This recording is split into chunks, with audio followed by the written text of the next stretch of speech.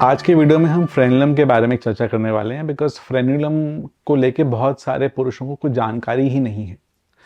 तो फ्रेनुलम जो होता है वो एक बैंड है जो हमारे ग्लैंड्स पीनिस को बाकी फोर स्किन से कनेक्ट करता है और एक बहुत पतला सा थिन सा बैंड होता है। बट अगर आप रियल में इसको देखें एक उंगली साइड से डाल के तो ये काफ़ी ब्रॉड बैंड होता है। बट सामने से देखने पे ये बहुत पतला सा एक बैंड दिखता है और लगता है कि आसानी से टूट भी सकता है। अब बहुत सारे पुरुषों में क्या होता है कि ये जो फ्रेनुलम है ये फोरस्किन को पूरा पीछे जाने से रोकता है, और अगर ये बहुत शॉर्ट है लेंथ में, यानी कि इसकी लंबाई अगर छोटी है, तो ये दो कारण से प्रॉब्लम करता है। ये एक तो नंबर वन कारण है कि इसकी वजह से पीनिस बेंड हो सकता है, यानी जो ग्लैंड्स है, जो आगे का हिस्सा है, वो नीचे की तरफ बेंड होता है और फिर ऐसे में सेक्सुअल इंटरकोर्स में या संबंध बनाने में पुरुषों को दिक्कत आ सकती है। दूसरी प्रॉब्लम होती है कि इसकी वजह से काफ़ी बार पुरुषों में खिंचाव की फीलिंग होती है, स्पेशली अगर कोई वहाँ पे फ्रिक्शन आए तो फिर काफ़ी पुरुषों को दर्द होता है ऐसा करते समय, और इसकी वजह से फ्रेनुलम जो है एक प्रॉब्लम बन जाता है, जबकि एक नेचुरल और नॉर्मल स्ट्रक्चर है। तो अगर ये दोनों बातें हैं कि आपको या तो पेन हो रहा है या वो बेंड हो रहा है, तो ऐसे में आपको फ्रेनुलम के बारे में एक एंड्रोलॉजिस्ट से मिलना चाहिए और इसके बारे में आगे क्या करना है उसकी सलाह लेनी चाहिए। तो नॉर्मली अगर ये फ्रेनुलम बहुत थिन होता है, बहुत पतला होता है, तो सेक्सुअल एक्टिविटी के दौरान ये खुद से ही टूट सकता है, यानी कि इसको हम बोलते हैं फ्रेनुलर ब्रीव।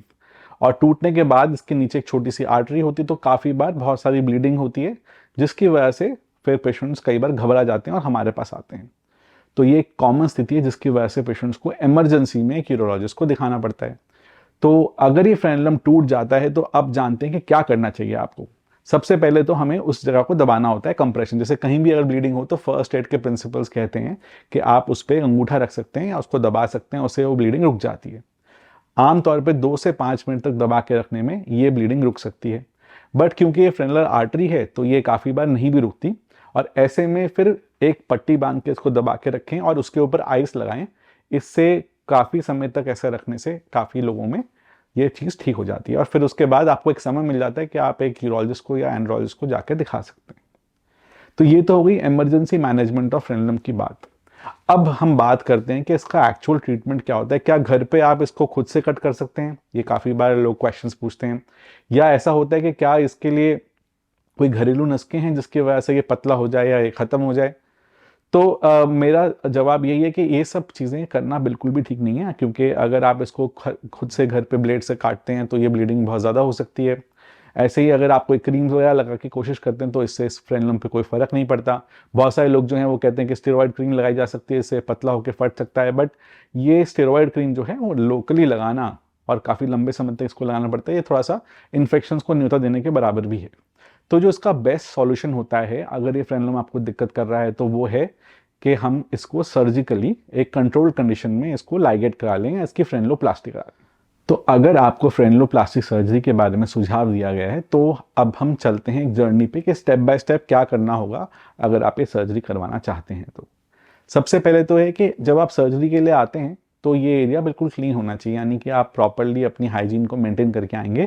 नहाना धोना ज़रूरी है और स्किन को पीछे करके इस एरिया को अच्छी तरह से साफ़ करना साबुन से और पानी से, ये बहुत ज़रूरी है।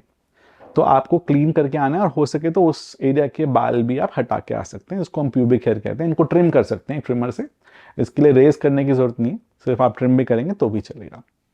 फिर जब आप हॉस्पिटल में आते हैं तो यूजुअली डॉक्टर आपको एक बार एग्जामिन करेंगे, वो आपको अपना ओपिनियन देंगे और फिर हो सकता है वो आपको एक डे केयर में एडमिट कर दें, यानी कि इसके लिए पूरा प्रॉपर रुकने की ज़रूरत नहीं होती 24 घंटे हॉस्पिटल में।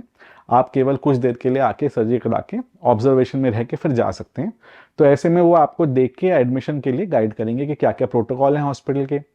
और उसके बाद सबसे पहले आपको एक क्रीम लगाई जाएगी, यानी कि हम एक नम्बिंग क्रीम लगाते हैं जिसको हम प्राइलोकेन और लिग्नोकेन का यूटैक्टिक मिक्सचर बोलते हैं।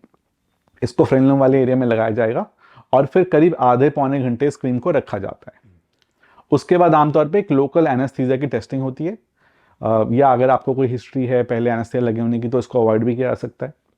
इसके बाद क्या होगा कि कुछ डॉक्यूमेंटेशन होगी, यानी कि हम आपके सिग्नेचर्स लेंगे, आपको समझाएंगे कि फ्रेनुलोप्लास्टी क्या ऑपरेशन है, इसके क्या नुकसान हो सकते हैं, इसके ऑल्टरनेटिव्स हैं तो क्या हैं आपके केस में, और आप अगर अपनी सहमति देंगे तो उसके बाद ये प्रक्रिया शुरू की जाएगी। इसके बाद आपको ऑपरेशन थिएटर में शिफ्ट किया जाएगा, जहाँ पे आपको एक टेबल पे लिटाया जाता है और फिर वहाँ पे आपके जो ये सब एरिया है इसको एक एंटीसेप्टिक सॉल्यूशन से क्लीन किया जाता है। यूजुअली इसके लिए क्लोरहेक्सिडिन का इस्तेमाल किया जा सकता है या फिर कई बार बीटाडीन का इस्तेमाल किया जाता है, और फिर कुछ समय दिया जाता है ताकि ये जो एरिया है ये पूरा प्रॉपरली इसमें सारे बैक्टीरिया जो हैं ख़त्म हो जाएं। इसके बाद जो प्रोसेस है वो बड़ा सरल होता है। एक छोटे से सुई लगाई जाती है जो आपको बिल्कुल महसूस नहीं होती, क्योंकि क्रीम की वजह से वो पार्ट सोन हो चुका होता है, और करीब 1-2 मिनट वेट करके उस इंजेक्शन के बाद फिर यूजुअली इसको फ्रेनुलम को हटाया जाता है। अगेन ये कुछ सेकेंड्स का ही प्रोसेस है, एट बेस्ट 1 आध मिनट लग सकता है। ये इंश्योर किया जाता है कि पूरा फ्रेनुलम हट गया है और कोई रेजिडुअल कर्वेचर यानी कोई मुड़ाव बचा हुआ नहीं रह गया। और उसके बाद अगर ज़रूरत पड़ती है उसकी कॉस्मेटिक अपीयरेंस को अच्छा सा लुक देने की, तो कई भी कभार एक घुलने वाला टाका या 1-2 घुलने वाले टाके वहाँ पे लगा सकते हैं। और इसके बाद फिर कोई पट्टी वगैरह नहीं की जाती, सिर्फ एक क्रीम लगा के स्किन को वापस आगे किया जाता है। ऐसे में हम इस सलाह देते हैं कि 1 हफ्ते तक इसको पीछे ना किया जाए, इस पूरे एरिया को ऐसे ही रखा जाए। आप 1 हफ्ते के बाद इस एरिया को क्लीन कर सकते हैं, स्किन को पीछे कर सकते हैं, सुबह शाम वहाँ पे क्रीम लगा सकते हैं, क्योंकि इस 1 हफ्ते में क्या होगा कि वहाँ पे मोटी मोटी खाल जो है वो बन चुकी होगी, तो इन्फेक्शन के चांसेस बहुत मिनिमाइज हो जाते हैं। तो दोस्तों ये सारे जो स्टेप्स मैंने आपको बताए, एडमिशन हो जाने से लेके घर जाने तक, है ना, ये पूरा प्रोसेस जो है करीब करीब 1 से 2 घंटे का है। क्रीम लगाने का आधे घंटे का समय, ऑपरेशन करने का 10 मिनट का समय, और उसके बाद आधे घंटे के लिए आपको ऑब्जर्व करते हैं, देखने के लिए कोई दिक्कत तो नहीं आ रही, कोई दर्द तो नहीं हो रहा, कोई परेशानी तो नहीं है, आपको सारी दवाइयाँ समझाते हैं। तो ये एक बहुत लंबा प्रोसेस नहीं है। आमतौर पे फ्रेनुलोप्लास्टी हो जाने के बाद और आपको ये जो रेगुलर क्लीनिंग करने के बाद करीब 6 हफ्ते का समय लगता है, जिसमें ये पूरी घाव भर जाती है और ये पूरा फ्रेनुलम जो है वो एक पतली सी लाइन की फॉर्म में रह जाता है, और उसके बाद आप सेक्सुअल एक्टिविटी वापस स्टार्ट कर सकते हैं। 2 हफ्ते से आप कोई मैस्टरबेशन या कोई लाइट सेक्सुअल एक्टिविटी स्टार्ट कर सकते हैं, बट पेनिट्रेटिव सेक्सुअल एक्टिविटी या संबंध बनाना जो है उसको आप 6 हफ्ते से पहले शुरू ना करें। इसके बाद यूजुअली अगर आप चाहें डॉक्टर से मिलना तो आप 2 हफ्ते के आसपास डॉक्टर से ऑपरेशन के बाद मिल सकते हैं, उनको अपना घाव दिखा सकते हैं, बट आमतौर पे अगर सब सही रहे तो इसमें डॉक्टर से मिलने की ज़रूरत नहीं रहती। अब हम बात करते हैं कि क्या वो प्रॉब्लम्स हैं जो फ्रेनुलोप्लास्टी के बाद पेशेंट्स को आती हैं और जिनके लिए कभी कभार हमें दोबारा से या तो फ्रेनुलोप्लास्टी करनी पड़ती है या कोई और तरह की सर्जरी करनी पड़ती है। तो दोस्तों सबसे पहली प्रॉब्लम जो फ्रेनुलोप्लास्टी के बाद आती है वो ये है कि कई लोगों को लगता है कि फ्रेनुलोप्लास्टी करा लेने से सर्कमसिजन की ज़रूरत नहीं रहती। यानी काफ़ी बार ये जजमेंट में दिक्कत हो जाती है कि ये सिर्फ फ्रेनुलम शॉर्ट होने की वजह से प्रॉब्लम आ रही है या एक्चुअली पूरी फोरस्किन ही टाइट है, यानी कि लिंग के आगे की चमड़ी ही पूरी टाइट है। तो वहाँ पे सही डिसीजन लेना कि सर्कमसिजन पे जाएं या फ्रेनुलोप्लास्टी पे जाएं, ये बहुत ज़रूरी हो जाता है। तो अगर आपने ठीक से वो डिसीजन लिया है तो आमतौर पर फिर आपको सर्कमसिजन की ज़रूरत नहीं पड़ती। बट अगर आप सर्कमसिजन अवॉइड करना चाहते हैं तो काफ़ी बार फ्रेनुलोप्लास्टी से भी कुछ जो स्किन है वो लूजन अप कई पेशेंट्स को फील होता है कि हो जाती है, जिसकी वजह से वो सर्कमसिजन से बच सकते हैं। तो ये डिसीजन एक ज़रूरी है, नहीं तो फिर सर्कमसिजन पे फ्रेनुलोप्लास्टी के बाद दोबारा जाना पड़ता है। दूसरी प्रॉब्लम आती है ब्लीडिंग की। जैसे मॉर्निंग में इरेक्शंस होते हैं तो कई भी कभार ये जो टाँके हैं या जो हमने इसको बर्न किया होता है वो जगह फिर से खुल सकती है, ब्लीडिंग हो सकती है।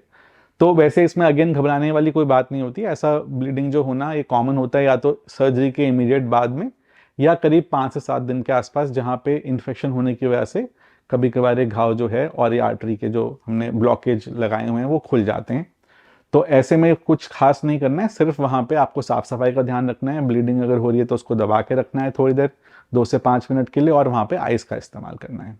ऐसे में आप अपने डॉक्टर के साथ कनेक्ट करने की कोशिश करें, और अगर कोई दवाई वो स्पेसिफिकली बताना चाहें तो उनसे वो दवाई पूछ लीजिए। और बहुत ज़्यादा ब्लीडिंग हो, आपको लगे नहीं रुक रही, तो आसपास जल्दी से जल्दी इमरजेंसी में जाके किसी भी और डॉक्टर को आप दिखा सकते हैं। यूजुअली एक बार उससे काफ़ी हेल्प मिल सकती है। तीसरी प्रॉब्लम जो रह जाती है फ्रेनुलोप्लास्टी के बाद वो ये है कि कई बार कर्वेचर जो मुड़ाव है वो बचा रह जाता है ना। तो इसके अंदर क्या होता है, इसके बहुत सारे कारण हैं। या तो जो कर्वेचर है वो फ्रेनुलम की वजह से है ही नहीं, लिंग की बनावट के अंदर ही कर्वेचर था, जिसकी वजह से हमें लग रहा था कि फ्रेनुलम की वजह से वो कर्वेचर है। तो ऐसा आपको ऑपरेशन के बाद जब डॉक्टर उसको कंफर्म करेंगे तो बता देंगे, देखिए कि अब फ्रेनुलम वाला पार्ट तो कवर हो गया है, अब फ्रेनुलम की वजह से कर्वेचर नहीं बचा है। अब इसके आगे का जो कर्वेचर है, इसको कंजेनाइटल कर्वेचर कह सकते हैं, या कई बार यूरिथ्रा जो होता है वो शॉर्ट होता है, जिसकी वजह से कॉर्डी होती है। तो इनके लिए थोड़े और बड़े ऑपरेशन किए जाते हैं, जैसे कि tunica albuginea application, penile curvature correction surgeries. तो इनके बारे में आप अपने डॉक्टर से डिस्कस कर सकते हैं।